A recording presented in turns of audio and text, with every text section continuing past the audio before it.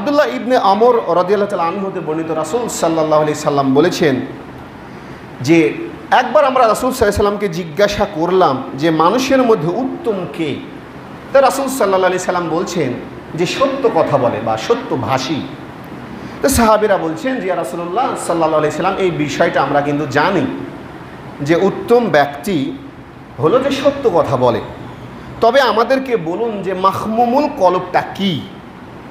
তখন রাসূল সাল্লাল্লাহু আলাইহি সাল্লাম বলছেন যে ওই কলব বা ওই মন নির্মল এবং পবিত্র, যা কখনো পাপ করেনি, যা কখনো জুলুম করেনি, যা কখনো খেয়ানত করেনি, যা কখনো হিংসা করেনি, যা কখনো কারো উপর হিংসা বিদ্বেষ কিছুই করেনি।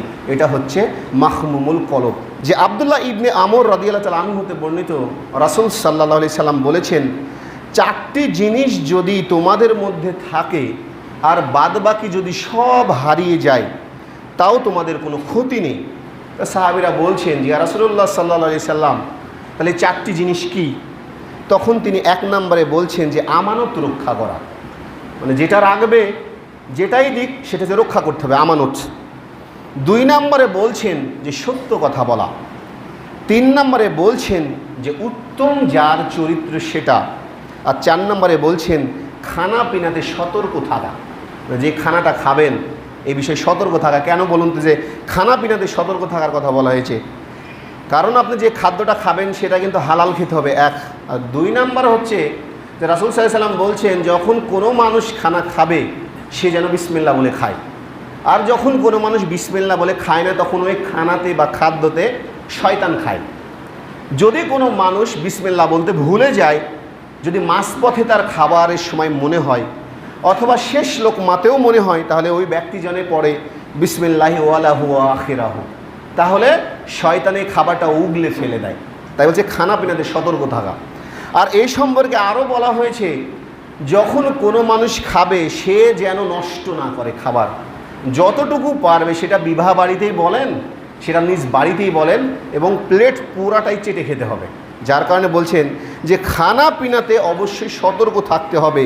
আর এই ব্যক্তি যদি অন্য সব কিছু হারিয়ে ফেলে, আর এই চারটা গুণ যদি থাকে, এক আমানত রক্ষা করা, দুই সত্য কথা বলা, উত্তম চরিত্র থাকা, আর খানা পিনাতে সতর্ক থাকা, তাহলে ওই ব্যক্তির কোনো ক্ষতি হবে না।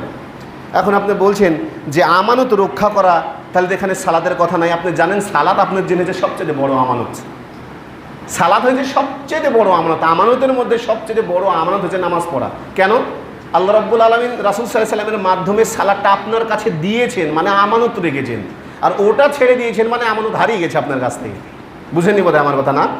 আমানত বলতে গেলে আপনি যদি একটু বিচার বিশ্লেষণ করেন, পৃথিবীর সব কিছুই আমানত এক কথার মধ্যে শেষ করে দিয়েছে। যেমন কি সূরা ফাতিহার মধ্যে বলছেন যে ইহদিনাস সিরাতাল মুস্তাকিম, যে আল্লাহ আপনি আমাদেরকে সরল সোজা পথ দেখান।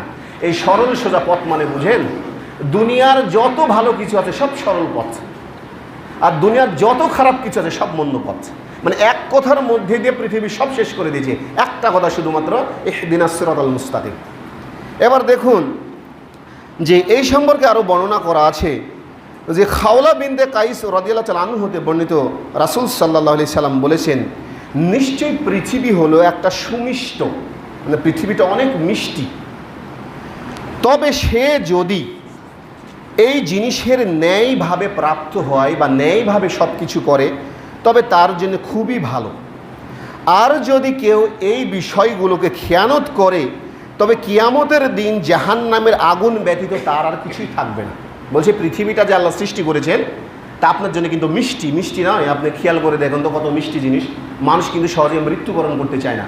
অনেকের আগের সময় বলে না যে দুনিয়াতে আর থাকবো না, মরে গেলেই ভালো।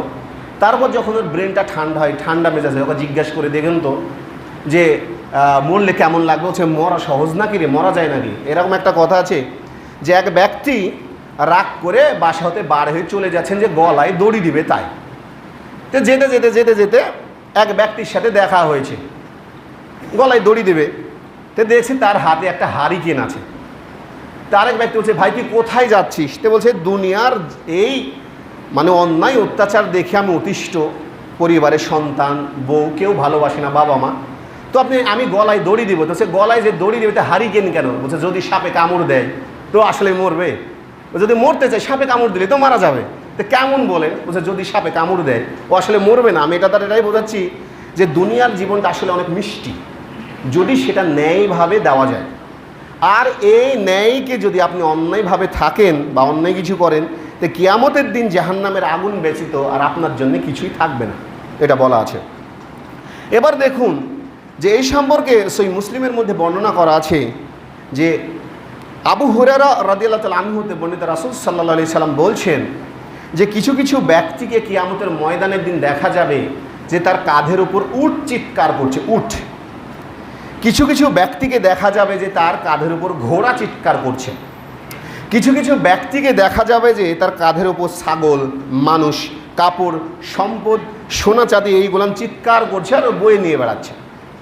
তো তখন ওই ব্যক্তি গিয়ে রাসূল সাল্লাল্লাহু আলাইহি সাল্লামের কাছে গিয়ে বলবে, ইয়া রাসূলুল্লাহ সাল্লাল্লাহু আলাইহি সাল্লাম, আমাকে রক্ষা করুন। বলছে কেন? বলছে এই যে সম্পদ, এই যে উট, এই যে ছাগল, এই যে সোনা চাঁদি আমি তো বই নিয়ে বেড়াতে পারছি না, আমার অবস্থা তো খারাপ। 50,000 বছরের সমান একটা দিন, আমি জানি না কি হবে, আর এর মধ্যে আরও অনেক কিছু, কি করব? তখন রাসূল সাল্লাল্লাহু আলাইহি সাল্লাম বলছেন যে আমার শেষ বাণীটা কি তোমাদের মধ্যে পৌঁছে যায়নি? বলছে আমার শেষ কথাটাও কেউ না কেউ তোমাদেরকে জানিয়ে দিয়েছে। তোমার এই হুঁশ ছিল না যে তোমার যখন সম্পদ প্রাপ্ত হবে, উট হবে, তো উট থেকে মানুষকে যে দান করতে হবে, এটা যে মানুষকে দান করতে হবে, আজকে বাঁচানোর ক্ষমতা আমার নেই। কেন? কারণ এই কথাটা কেউ না কেউ তোমাকে জানিয়ে দিয়েছে, কেউ না কেউ। তাই এই বিষয়ে সাবধান থাকতে হবে। আমি আলোচনা করছিলাম যে মানুষের জীবনের জন্য ক্ষতিকর বিষয়গুলো কি কি। এর মধ্যে 1 নম্বরে বললাম আত্মসাৎ, 2 নম্বরে বললাম যে আমানতদারিতা। এবার দেখুন এই সম্পর্কে সেই বুখারী এবং মুসলিমের মধ্যে বর্ণনা করা আছে